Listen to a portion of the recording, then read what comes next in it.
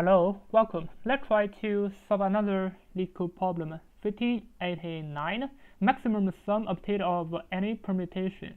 Normally if we find some permutation, maybe we think it's going to be a hard problem, but actually for this one, it is not so hard as we expected. So we are having this kind of nums, and it's going to be positive integers, as we can say this nums I, and the length 10 to the power 5, and nums I more than equal to 0, less than 10 to the power 5. So it can be 0 or positive integers for the nums. And we're going to have this kind of a request. So the request just means for each of the requests, it means we're going to calculate the sum of all the values in this range. So for example, our number is just as before. It is like 1, 2, 3, 4, and 5. So for 5 numbers, we want to check from 1 to 3.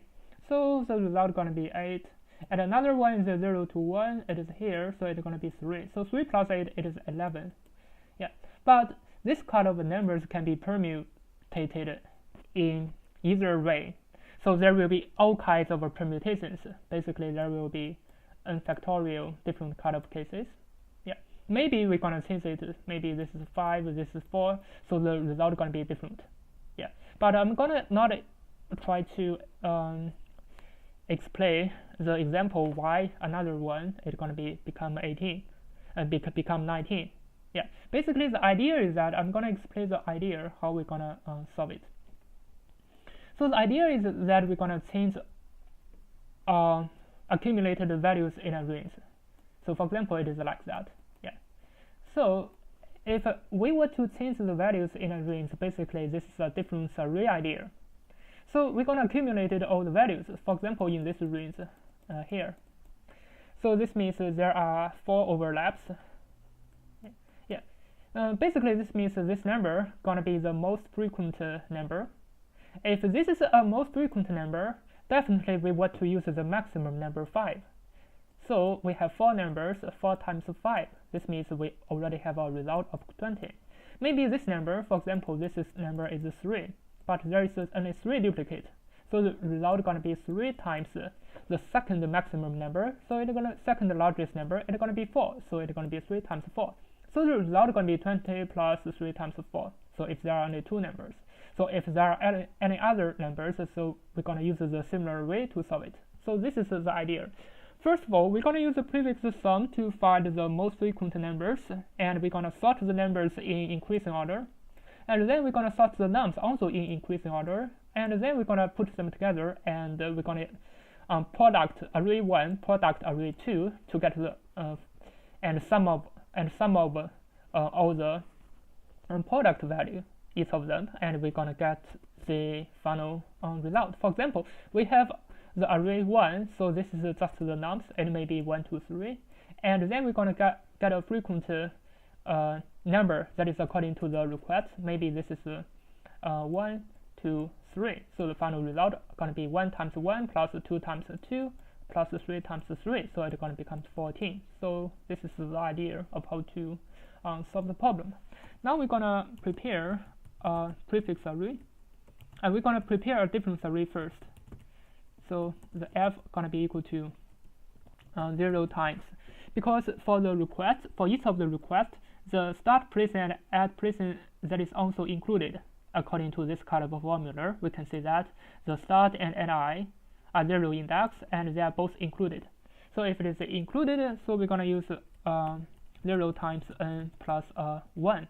Yeah, because the end place is also included, so we need extra space. So we need to use plus 1 for the difference array. Now we just need to check that. So for start and end inside the requests, so f start would plus equal to 1. Yeah, I did something wrong. It's going to be f start would plus equal to 1, and f add plus 1 should minus equal to 1. Yeah, let me just have a check. Do I need to use e plus 1 or not?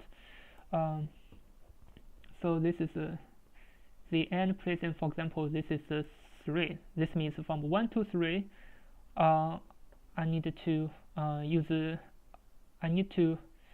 basically from 1 to 3 I need to count by 1. Yeah, So for 3 it is also included, so I need to use e plus 1, and I need to define this kind of a difference array. Now I want to check the accumulated sum of all the values for this difference array. It's going to be the list accumulate with this f function, with this f array. Now we have the prefix sum array.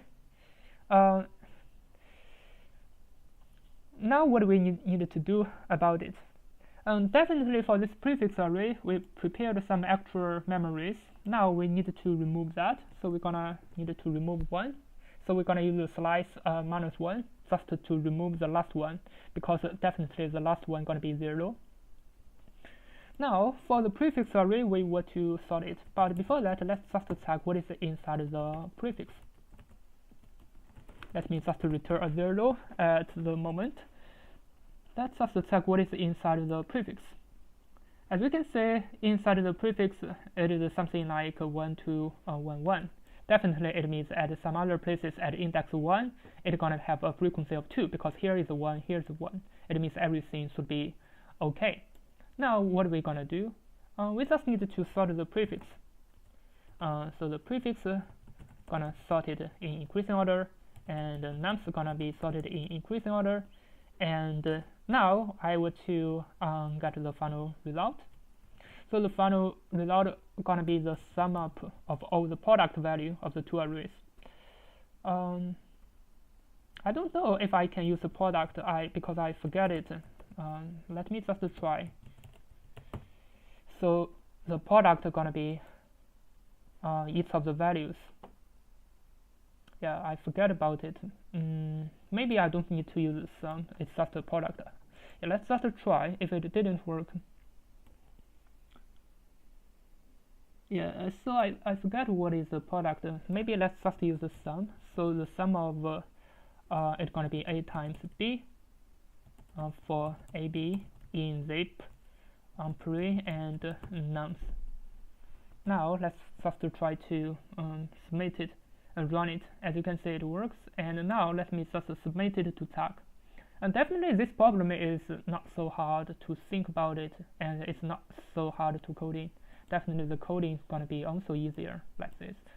I think I did something wrong, and this is a very big number, and because I forgot to check the modular, so the mod is going to be 10 to the power of 9 plus 7. So we want to, yeah, just to record this as a result, and we're gonna return the result modular this mod. Now let's just check if it works. This is a 7. Yeah, as you can see, it works and it's pretty fast. And the idea is just the difference array idea, and it's not so difficult to think about it. And then we're gonna just sort it and get all the values. So the time complexity for this problem is gonna be log n. Yeah, because as we can see from here, we just use a sort. Even we use 2 sort, so the time complexity is gonna be log n. And thank you for watching. See you next time.